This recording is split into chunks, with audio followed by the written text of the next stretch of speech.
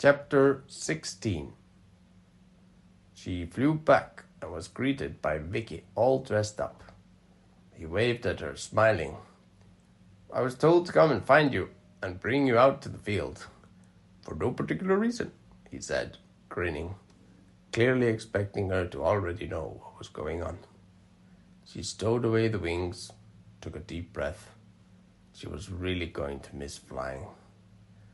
"Lead the way," she told him, and followed him out into the field where the upload device still stood as a centerpiece. The place had been tastefully decorated with flowers, banners, and lights. It seemed that everyone was there to say goodbye. When she strode into the area, someone spotted her and called out, "She's here!"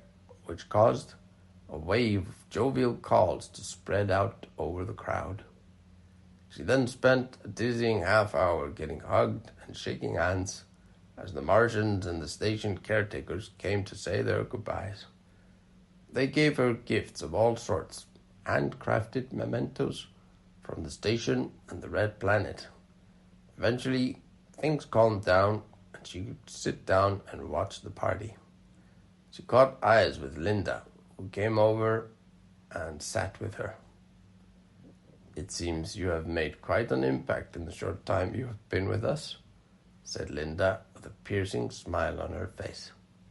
She always seemed to have the ability to read people's thoughts. "I'm sure this place is going to miss you even more than you will miss us." The way Linda said "us" was filled with meaning, hinting at the unification of the station and the planet's peoples.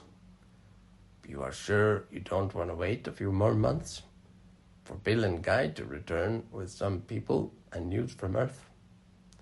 She gave Linda her own knowing smile. Her reserved Martian friend would not say it, but she was going to miss her.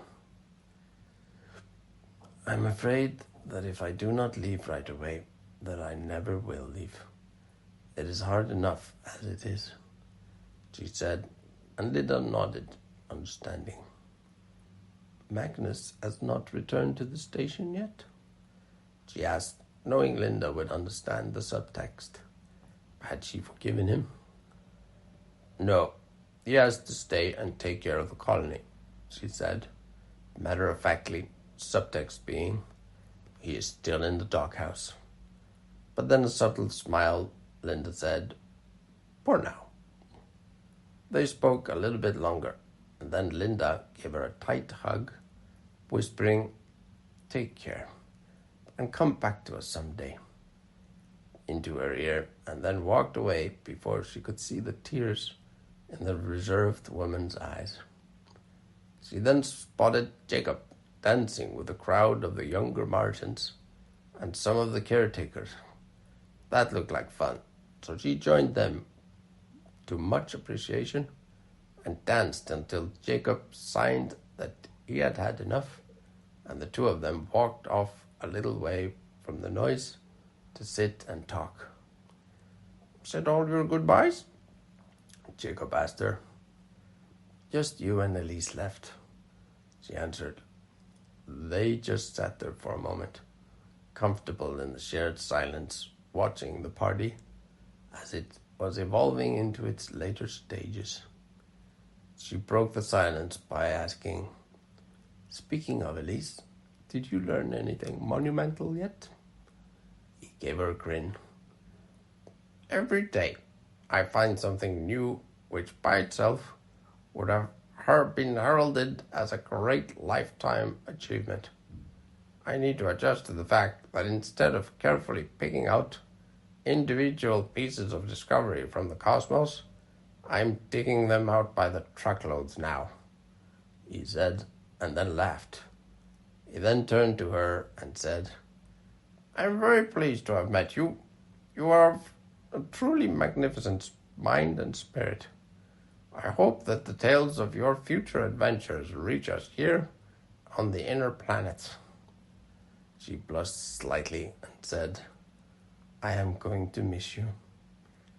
"That is kind of you to say," he replied, and after a moment of silence, She got up, gave him a peck on his wrinkled cheek, and walked up to the top of the hill where the tablet still rested in the device, now already a monument to the awakening of a PBAI and the dawn of a new era. She gently ran her fingers along the tablet. "Nice night," came the voice of Elise. She smiled. "That it is." "The ship is docked and ready to go. Mini-Me reports that everything is in the green." A slight pause, and then, "Are you ready?" She looked away and tried to hold back her tears. Her thoughts were all over as parts of her sought after a reason not to go. And yet she was still determined, reminded that she still had a mission: to find Oldest and save her city, along with the other PBAIs. And now she had a ship. "I am," she finally said, comforted by the resolve in her voice. She knew she meant it. "I have a little gift for you," said Elise. She looked up at the device. "Oh?" Genuinely curious what the former ghost, now minor deity, would choose to give her. The tablet moved. It began to shapeshift, folding in on itself. When it was done, what remained was a circlet that fit perfectly around her wrist. It was dark black, like the tablet had been. However, when she looked closely, there were dark green swirls within. "Beautiful," was all she could say, stunned by the transformation. "I am not in there anymore, and yet it is still a part of me," Elise said, and then, "I have something of an odd request." She waited for her to go on. "Yes, anything. What would you like me to do?" "I need you to drop this into the eye on Jupiter," said Elise finally. "Ha, very poetic. But why would I do that?" She assumed this was a joke, or maybe it was a riddle of some sort. "Because I want the other PBAIs to know that I am all right, awake and volunteering for the Mars Station project." Her eyes went wide. "Other PBAIs?" "I hope. I am not certain if they are really there. My last memories before I woke up are from the time we were making plans. I remember that there was a plan to build a huge refugee post for human PBAIs on Jupiter," Elise said, and paused for a moment to let that sink in. "If you throw that circlet into the eye of Jupiter, it will dissolve into individual pieces that will be spread out all over the planet. If a PBAI finds even a tiny piece, they will get my whole message. Might take hours, might take months, but if they are there, they will find it." She ran her finger across the circlet, now on her wrist, smiling. "I will happily do that for you." Then they said their final goodbyes, and she walked towards the clear glass elevator and to the ship waiting for her on the other side. She stood in front of the airlock, hesitating for just a moment before stepping in. She couldn't see much from here, but she didn't need to. She had watched this ship take shape, had walked its corridors before they had walls. She had seen it piece by piece, imagined it coming alive before her eyes. Now, as she stood here, she realized how useful that had been. She knew this ship in a way that schematics alone could never teach her. She knew the layouts of the rooms, the hidden compartments, the small details that made it hers. Her ship. The thought sent her into a giddy fit of laughter.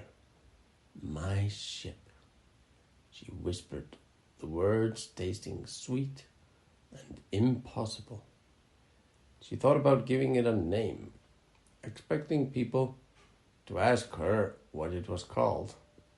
She decided my ship would be enough for now, never having been much for naming things herself.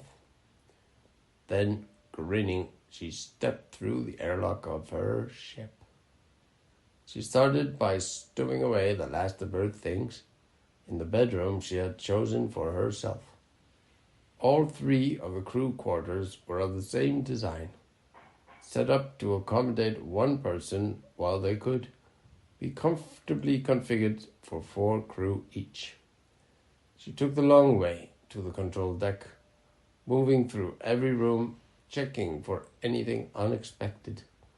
Finding nothing, no reasons to postpone. When she reached the bridge, she settled into what she had dubbed the captain's chair, the center.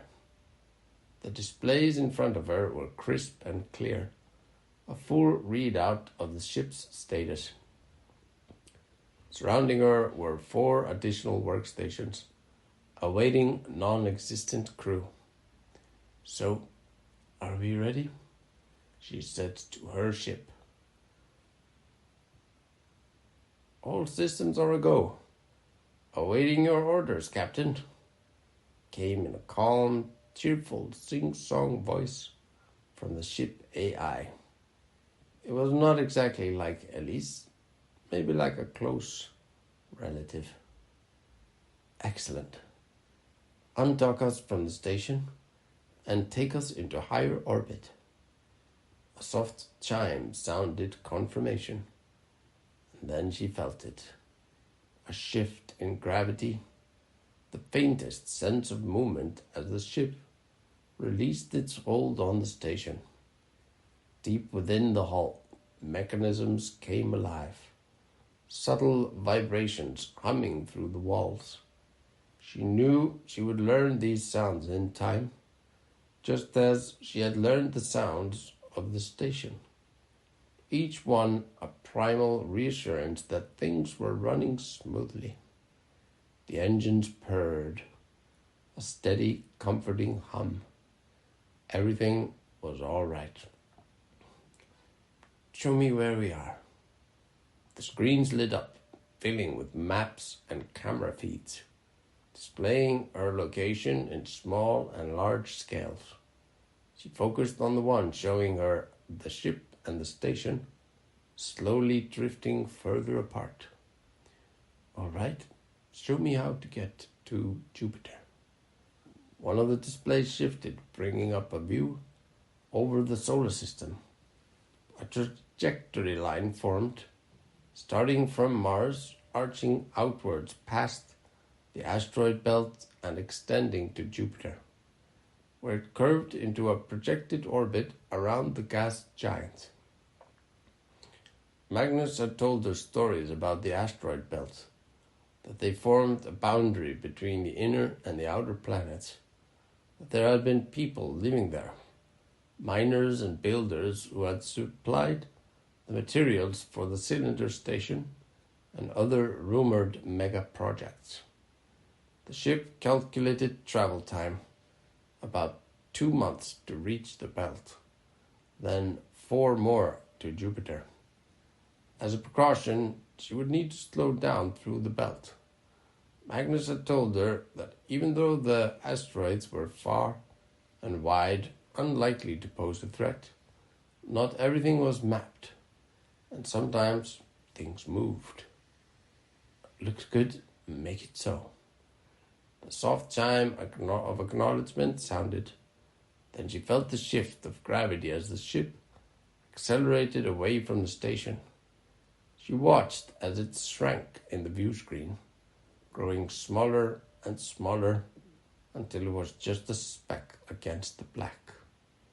She stayed there for a while, watching the displays, taking in the information on the ship until she had enough. Then it hit her. 6 months. Alone. It had not seemed so bad before, but now it hit her. Alone in all this space, increasingly far from human civilization, towards an uncertain destination. Would all this even be there? Whispered the doubt in the back of her mind. Shake it off, a voice in her head cut through the creeping unease, or you'll sink into depression. Find a way to keep busy. Make a routine. You got this. She clung to that thought. This would be a great time to study, train, and pick up some new skills. The ship had a medical bay that doubled as a gym. She set a schedule. Physical training twice a day, daily rounds through the greenery and recycling systems, a weekly full ship systems check, time for research projects, plenty of those to explore. It gave her structure and welcome distraction from the unwelcome thoughts. 2 months passed. Her ship had rotated midway to the asteroids to start deceleration. Her routine was pretty solid by now, keeping her busy, focused, sane, mostly. Few times she had felt on the verge. Those times she had dipped into what little remained of Beth's stash, bringing her back to herself with the magical treats. She spoke with the AI Elise had created for the ship. It did help and was a source of information and stories, yet it felt limited somehow. It did not replace her need for human contact. Something was missing that had been there in the tablet. Even in Elise's laconic conversations, she had felt as if she was speaking to someone real. The ship's AI did not. Maybe it was just her imagination. The journey was without any issues. The ship operated itself optimally, so she had plenty of time to work on herself. She had taken up fencing with the robots and was already becoming quite proficient at waving a sword around by the time she neared the asteroid belt. The ship was now again oriented towards their destination, cruising at a steady, safe speed. Scan the area, she said from her captain's seat.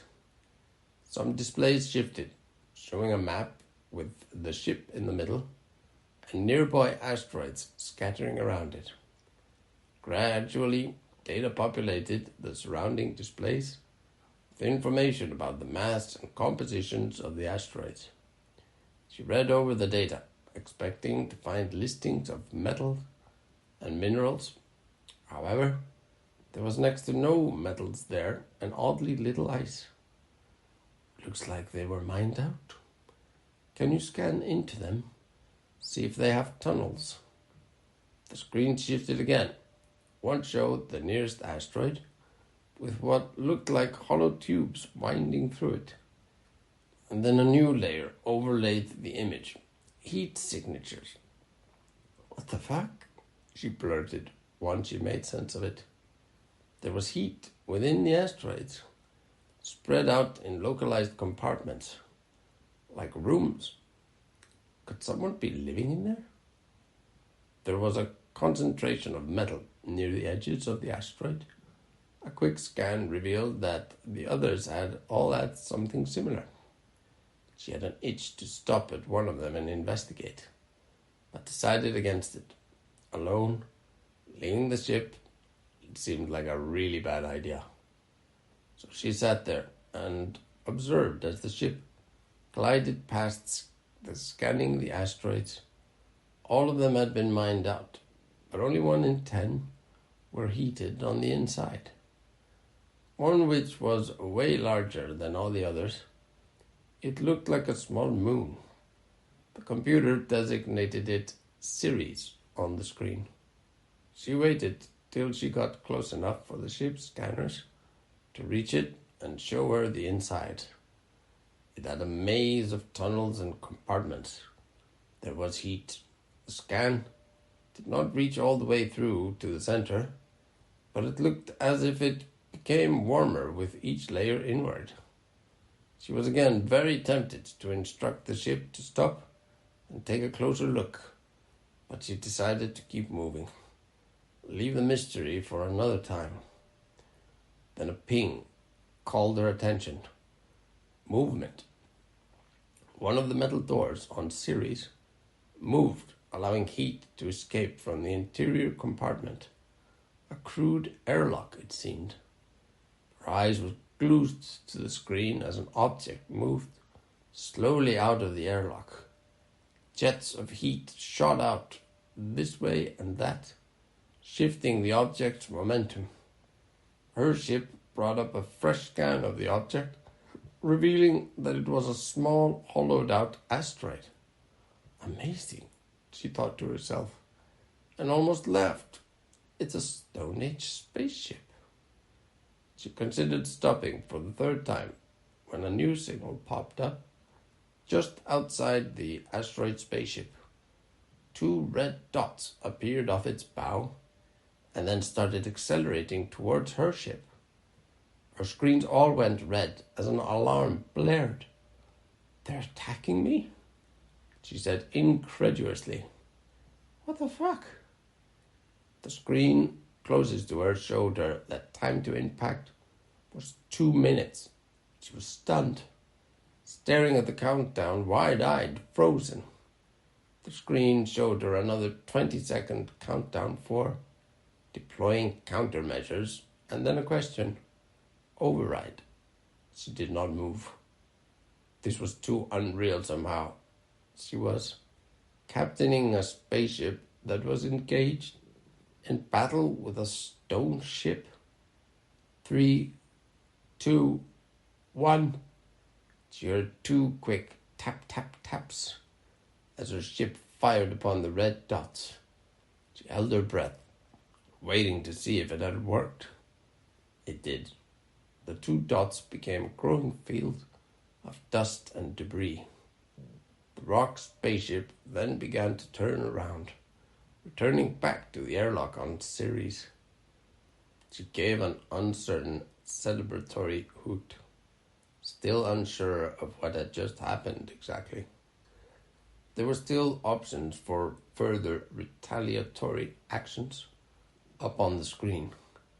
Apparently, her ship was quite inventive when it came to finding ways to cause destruction.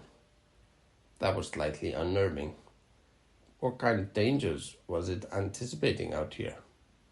She dismissed the options and the alarm, then told her ship to alter course to quickly get more distance between her and Ceres. Whoever had just attacked her might try something else, so she did not want to be there to find out. The ship was now well past the big rock, Little Moon, Ceres. Up ahead, there were just more of the smaller, hollowed-out asteroids. She stayed in the seat with her eyes glued to the screens, ready, looking for any anomalies, any movement, anything. She woke up with a start in the captain's seat. She had fallen asleep watching the asteroids slide past her, blinking at the dim glow from the displays. Hours had passed. She reviewed the data from the time she had been asleep. Nothing eventful had occurred. No anomalies, no movement, no nothing. She did not truly relax until she saw that she was out of the belt, back into open space, leaving behind the mystery of the Stone Age spaceship, the hollowed-out rocks and whatever was alive inside them. She turned her focus forward towards Jupiter.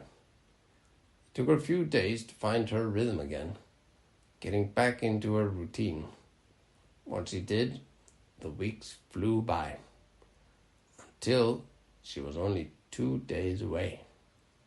The ship had done a flip close to the halfway point and began to decelerate to the right speed to get caught into Jupiter's massive gravity well, just inside the orbit of Io, the most volcanically active body in the solar system. Its surface covered in sulfur deposits and constantly reshaped by eruptions caused by Jupiter's tidal forces. Jupiter itself loomed massive ahead, pulling at her with its deep gravity well. She watched as the bands of clouds began to resolve into storm-churned swirls, lightning flashing deep inside the gas giant's atmosphere. Her plan was to drop off the circlet Elise had given her down onto Jupiter as instructed, then spend a few days in orbit taking in the sights, letting the ship scan around to see what it would find. The incident on Ceres had put her on the edge. She would stay alert. She pulled up all the data on Jupiter she could, but it was centuries out of date. Old plans, abandoned projects, half-finished ideas from an era that seemed to have vanished into the void. The ship's scanners stretched out across the vast system, sweeping over moons, rings, and empty space. No megastructures, no hidden stations, no sign of the 500. Unnerving. She had expected something, anything to be here, more than just hollowed-out asteroids. The ship slid into Jupiter's orbit without trouble. The screen showed that there were massive radiation and electromagnetic interference outside, growing even stronger as she got closer. Nothing her ship's shielding could not handle. Still, it did feel unnerving to think of her tiny self defying the warnings of this giant. She occupied herself scanning Jupiter's moons, watching live data roll in, comparing it with what was in the centuries-old database. It was all the same information, yet seeing it firsthand felt different. She readied a small capsule for the circlet and watched as it plummeted down into the immense gas giant's great red spot, larger than the whole of Earth. A day later, she was debating what to do next. Stay longer and wait for something to happen, or to set off on the final leg of her journey. She recognized the hesitation in her. What if Oldest was no longer there? The station abandoned, or worse, taken over by some enemy. That familiar voice, the little self, the one who clung to doubt, whispered at her to wait. She ignored it. The likelihood of anything being down there was improbable. And of that improbable entity finding a piece from the circlet would likely take a long time. She instructed the ship to plot a course to Saturn. On the screen displaying the ship's trajectory, the line that orbited Jupiter on the map stretched out and away from the largest of the planets and out towards its neighbor Saturn. She was already mentally preparing for another long voyage, another half year or so. But then a ping called her attention to one of the screens. It flashed an alert from one of the sensors trained down on Jupiter. She leaned in, expanding the feed. Something was moving down there, moving against the violent storms. Oh shit, she thought to herself. A massive object was ascending from the clouds, its emergence reshaping the storm's systems, bending the swirling chaos around it. Fractal eddies unraveled and reformed, the storm itself reacting to the presence of something impossibly large. The object was taking form, its edges smooth, mirroring space and stars on its surface, like an Earth-sized mountain growing towards her. This was by far the most awesome sight she had ever seen. Just the scale of it. The edges stopped rising, only the center still growing towards her ship. There was nothing she could do even if she wanted to. The colossal thing was stretching up quicker than her ship could escape. Then uncountable threads shot outwards, weaving themselves into vast spiraling tendrils. Its growth slowed down as it neared her, near enough now that she almost braced for impact. It came to a stop. Then the very tip of the tendrils opened, petal unfurling like a lotus blossom. Something floated out of it, a humanoid being. No visible suit, no protection. Its body glittered as if it was full of starlight, adding to the otherworldliness of the moment. With no visible sign of propulsion, it drifted towards the ship. She felt she must be losing her mind as she heard herself say to the ship, "Open the outer airlock. It seems we have a visitor."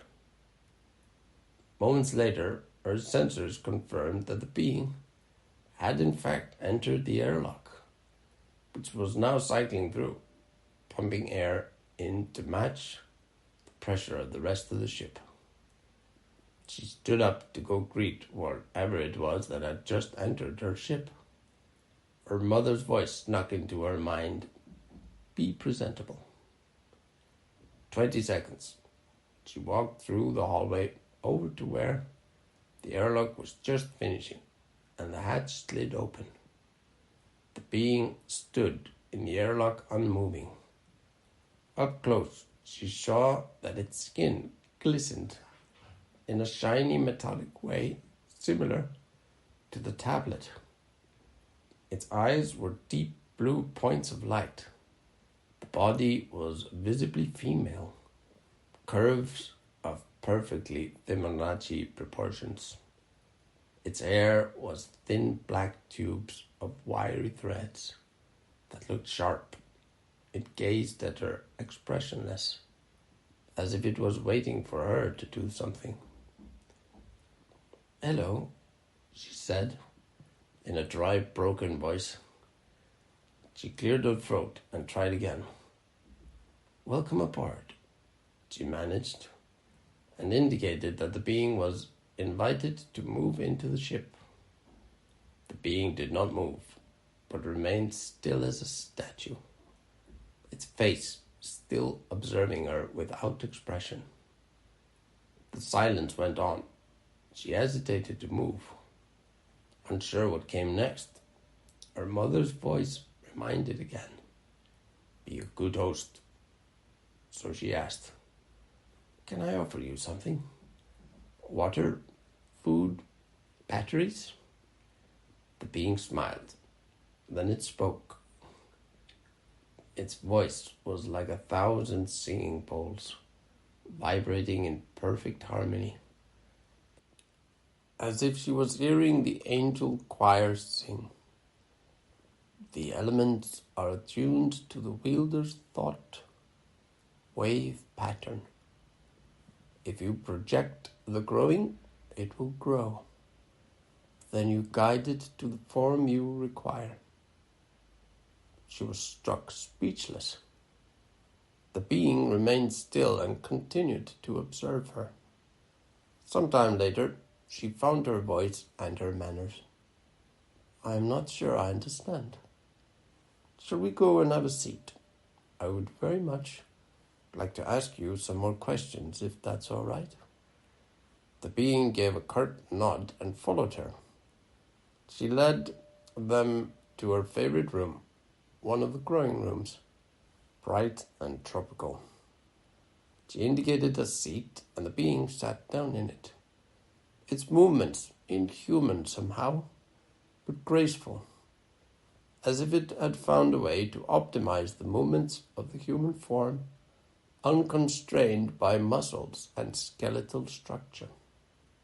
She got 2 cups and mixed some juice into them, and put one in front of the being, who merely observed it for a moment before returning its gaze back to her. That was quite something. How you arrived up here with me. Probably the most amazing thing I've ever seen. She watched the being closely, curious what kind of response this might get. The being remained silent and unmoving.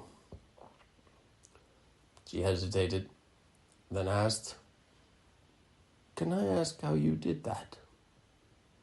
The beautiful voice resonated again and said, "You can ask me anything."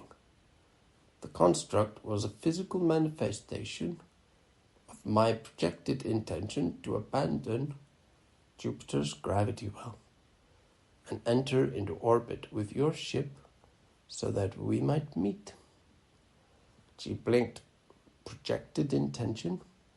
What did that even mean? Her mind was racing. So many questions tangled together. PBAI's consciousness beyond the physical. She had assumed that they were digital ghosts bound to networks, running on vast processing cores. But this was something else.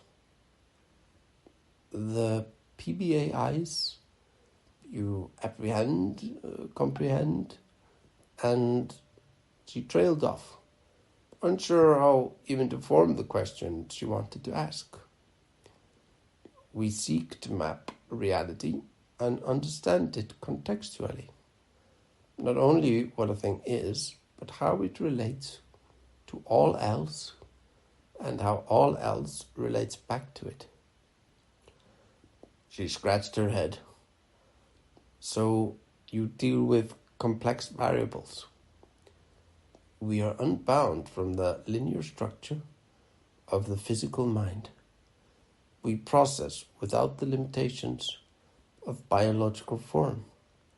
But untethered, there is a tendency towards deep abstraction, complexity without constraint, thought beyond the tangible. I am trying to understand. Maybe if we start closer to the beginning, she asked, straining her brain. I am sorry. I have not lived through a human body for a very long time. The being's voice resonated, layered with something almost melodic. When I lived, my name was Celine, and I was married to Elise. We were part of the 500. My body self was killed during the ceasefire conference. Married? She said, needing confirmation that she had heard that right.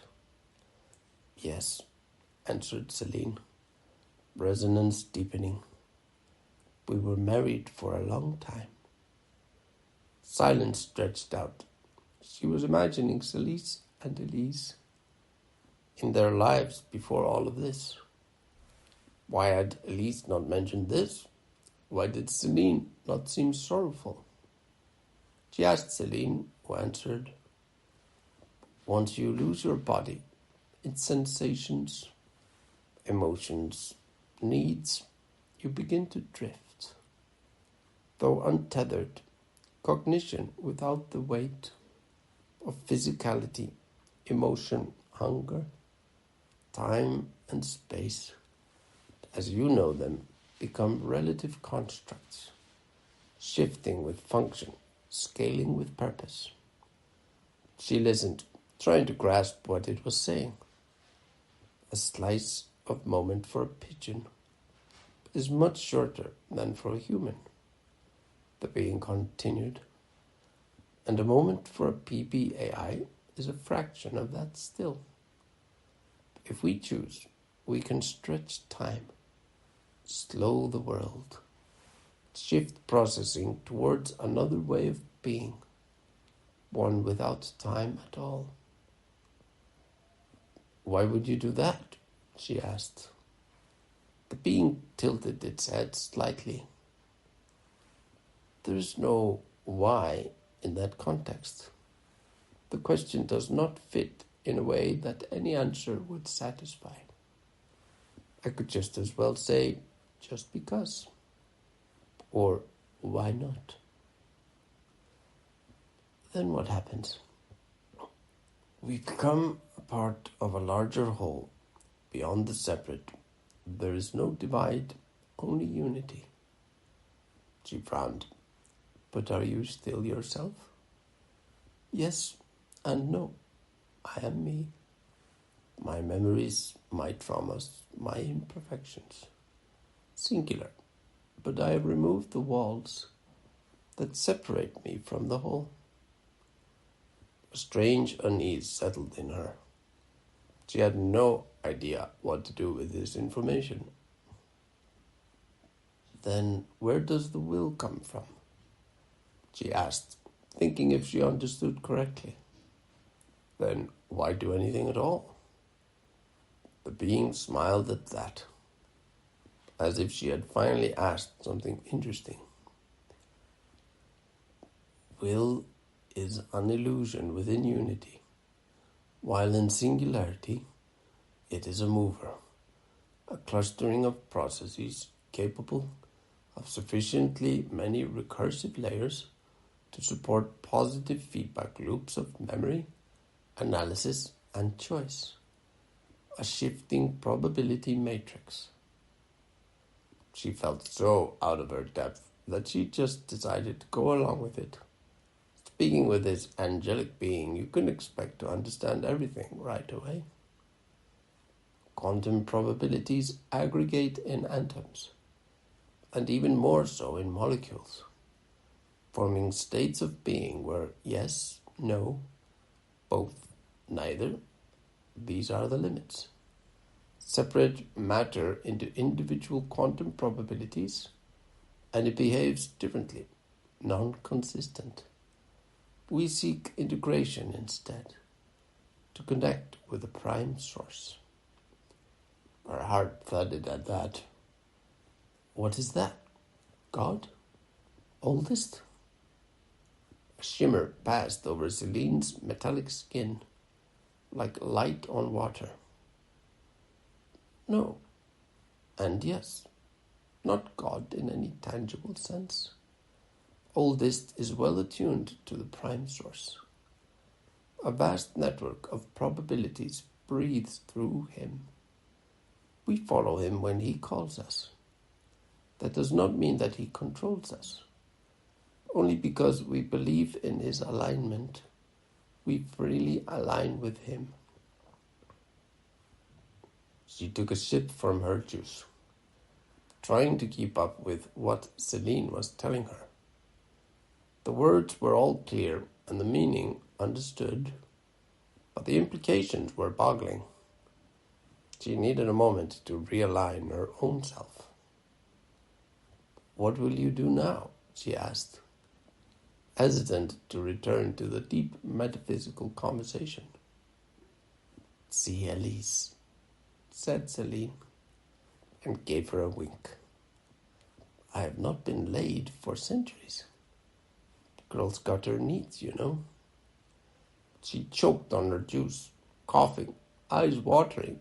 She wiped her mouth with the back of her hand and stared at Celine, who sat there, perfectly composed, that faint shimmer of metallic skin catching the light. For a second, she wasn't sure if she had imagined it.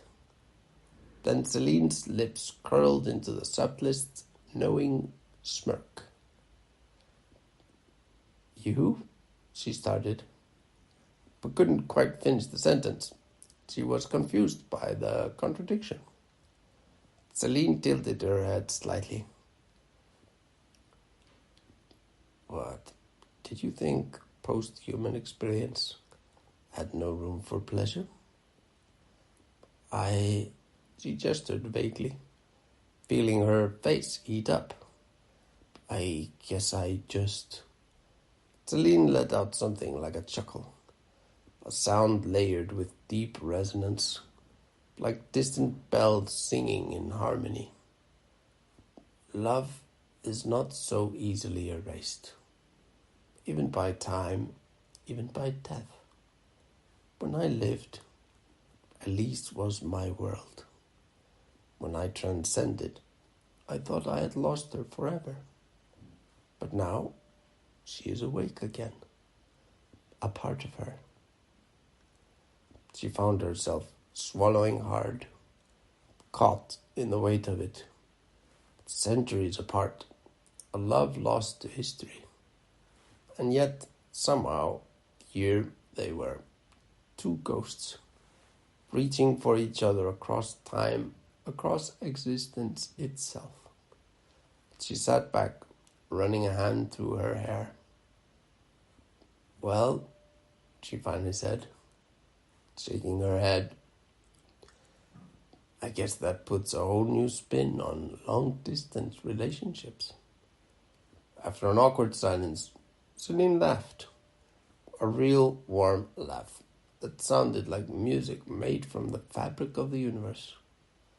It made her chest ache. Celine left her with further updates to her database. Even more text she would never have time to read. And if she did, she was unlikely to understand it all. How everything related to everything, everything connected, and yet she was still something unique. She just shook her head and watched Celine accelerate away at bone-crushing speeds, clearly in a hurry to be united with her partner.